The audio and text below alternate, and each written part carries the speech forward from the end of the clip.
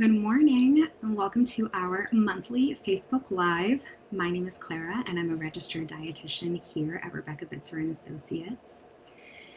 For those of you that have joined us before on our Facebook Lives, you might notice that this month the live looks a little bit different.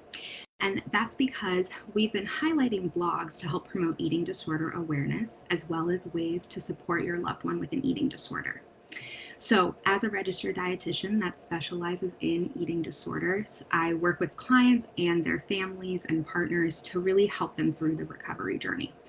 So today we're going to be talking about a topic that I get a lot of questions about, and that is mealtimes and mealtime support and how to help your loved one through mealtimes. So mealtimes can be tough. It can be filled with anxiety, and a lot of times that's when eating disorder thoughts can be very loud. And mealtimes are so crucial for recovery because food is medicine and eating is really non-negotiable during treatment. So that's why today I'm going to talk about my 4 top tips for helping support your loved one, your child with an eating disorder through these mealtimes. So before we get into that though, I want to preface this by saying providing meal support is not easy. And if you're worried about saying the wrong thing or doing something wrong, take a deep breath. And just remember, mealtimes, they can be intense. So you have to have compassion for yourself and ask for help when you need it. And most importantly, forgive yourself if you wish that you had reacted differently in a situation. Remember that you are not talking to your loved one, you're talking to their eating disorder. And that eating disorder wants to use secrecy and manipulation and deceit to stay in power. So think about it this way. If your loved one, if your child had cancer, you would want to do anything you could to help them recover. Treatments, doctors, whatever it is. And your loved one, your child would be on board. They would say, yeah, let's get rid of this cancer. I don't need it. Eating disorder treatment is a little bit different because that eating disorder is there to serve a purpose. It's there to provide something for your child or your loved one. So they might not necessarily want to get rid of it. So that all being said, let's start with tip number 1, and that is being present during meal support. So I get it. Life can be busy. Family meal times can feel impossible trying to get everyone at the table at the same time. And here's why it is so crucial. It really helps your child feel less alone during the eating process. So the eating disorder, or ED, as I like to call it, can give your child or your loved one 1,000 reasons why they shouldn't be eating that meal, why they shouldn't be doing what they need to be doing. And having you there can really help them feel less alone and help them counter some of the thoughts that they're having. It also really helps provide accountability to prevent your loved one from acting on eating disorder behaviors. So remember, Ed likes secrecy. So by having accountability and you being present, it can help reduce those behaviors. And then the other thing is that being present really helps give you the opportunity to model normal eating to your child. Ed has totally warped what normal eating looks like. So having you there is really helpful to kind of model some of those normal eating behaviors and help your loved one kind of recognize, okay, this is normal eating and this is disordered eating. All right, tip number 2 is providing the appropriate foods. So this tip is really going to vary person to person and depends on where your loved one or child is in recovery and in treatment. So please talk to your child's dietitian about this and ways to help them during that time. So depending on where someone is in treatment, at the beginning, it really may be okay to focus on eating foods and providing foods that feel safe to your child to really help them meet their meal plan fully rather than trying to automatically start challenging new foods right away.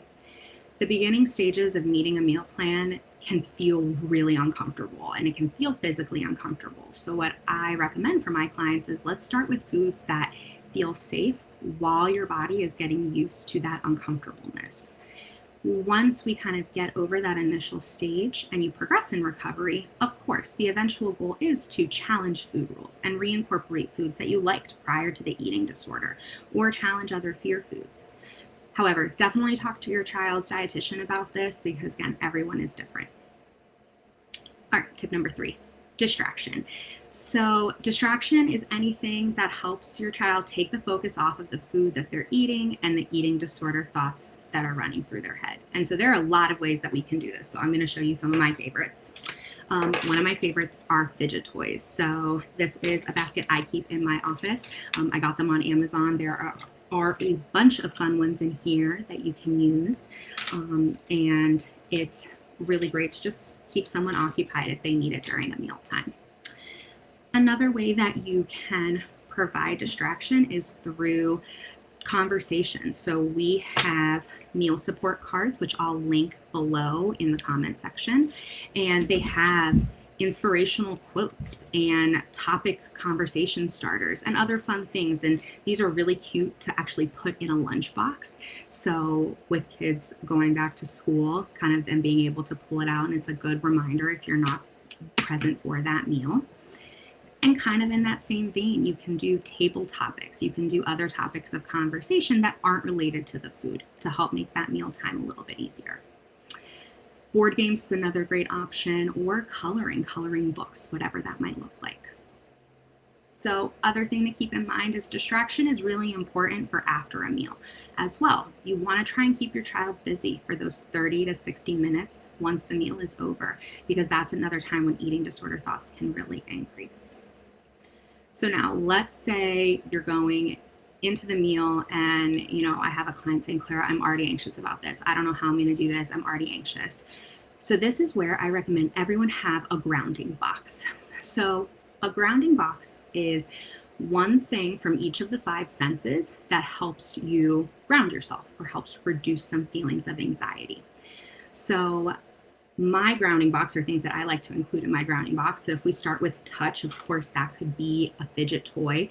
It could be petting your animal. It could be doing something with your hands, gardening or working on a project. Smell. So this could be lighting a candle, or my favorite, Bath & Body Works stress relief lotion. So you can go ahead and put some lotion on, rub it a little bit, let those scents kind of come up, and take a few deep breaths to really help reduce some of those, bring some of the breath down, help start bringing some of that anxiety down. Sound. This can be a favorite song. This can be a playlist. This could be soothing ocean noises, whatever, floats your boat, really. Sight. So photos are a great option. Quotes. If you're like me, if you couldn't tell, plants are another great thing to kind of look at. Whatever would make you smile. And then taste. That could be a tea, a coffee, hot chocolate, a drink that you really enjoy, mints, gum, whatever it is, to kind of just give you kind of a breather, to kind of take some time before going into the meal. And I call it a grounding box. Doesn't mean that everything needs to kind of sit in a little box until you're ready for it. But what you might want to do is write it all out on a card and put some examples for yourself. So if you're feeling anxious and you need some grounding in the moment, you also don't have to think about what you're going to do to help ground yourself. All right, and then my 4th tip is providing emotional support. This one can be tough. This can take a little bit of practice and kind of figuring out what will work best for your loved one to help, and what will help them feel supported. So some general tips are being empathetic and compassionate, using non-judgmental language and tone of voice, and validating their struggle. So this is a little script that you can try to use next time during a meal support if you're trying to figure out the best way to support your loved one. I understand that this meal is incredibly difficult for you. Eating is hard work, and I imagine very emotionally draining for you. How can I best support you in this moment? And see what your loved one or your child says. They are going to be the best person to kind of help you know what they find supportive. And overall, remember, focus on the positive and try and stay calm, no matter how frustrating it can feel in that moment. And in providing emotional support to your loved one or your child, please make sure that you are reaching out for your own emotional support and self-care. Communicate with your child's treatment team and reach out for peer support as well. So we offer a support group for loved ones of those with eating disorders. That's starting up again in March. It's going to be Thursdays in March at 7 o'clock. If you're interested in it, email admin@rbitzer.com for more information. And I'm going to link that down below in the comment section as well, so you can shoot them an email. If you're also looking for more meal support options for your child, we are also starting a meal support group that will be Tuesday nights at 6 p.m. led by one of our dietitians.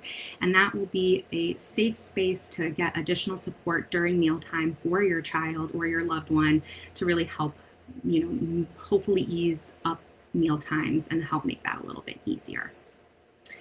So if you found these tips helpful or are interested in learning more, I'm going to link some of the blogs again below in the comment section so you can read more. And then we hope that you join us next month for our Facebook Live on March 16th. Have a good rest of your day.